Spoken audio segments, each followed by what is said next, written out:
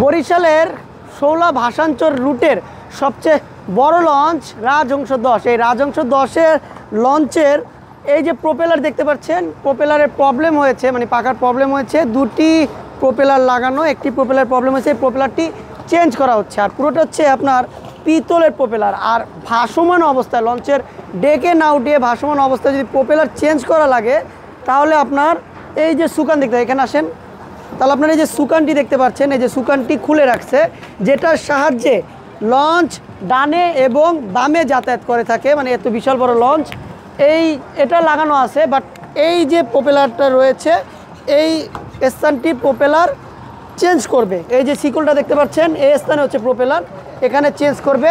আর এই যে দুজন ব্যক্তি দেখতে পাচ্ছেন, এই দুজন ব্যক্তি ডুবে ডুবে আপনার এই প্রোপেলারটা লাগাবে। তা এখানে চেন কপার লাগানো আছে, এই চেন কপারটা দেখাই, রাজহংস 10 লঞ্চের। আর আনুমানিক তারা বলতেছে এটা কত দাম হবে? 5 লক্ষ টাকা শেপ সহ। শুধু পাখার দাম 5 লক্ষ টাকা।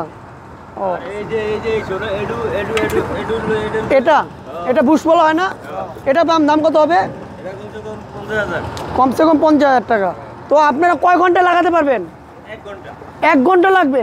এই বিশাল বড় ভাষাঞ্চরের সবচেয়ে বড় লঞ্চ রাজহংস 10-এর প্রোপেলার চেঞ্জ করতে আমাদের বাংলাদেশের বুদ্ধিজীবী বলেন বা আপনার ইঞ্জিনিয়ার বলেন, বাংলার ইঞ্জিনিয়ার, কেরানীগঞ্জের ইঞ্জিনিয়ার, তাদের সময় লাগবে হচ্ছে মাত্র 1 ঘন্টা। ডুবে ডুবে লাগাবে, আর সময় নেই এই জন্য আমি দেখাতে পারছি না। আর এই যে সুকান, এই সুকান খুলে তারপরে এই প্রোপেলারটা লাগানো হবে। এভাবেই বাংলাদেশের লঞ্চ জাহাজ মানে ডেকে না উঠানো অবস্থায়, ভাসমান অবস্থায় আপনার মেরামত করে থাকে। কোনো যদি খুঁটিনাটি প্রবলেম হয় এই বাংলার ইঞ্জিনিয়াররা।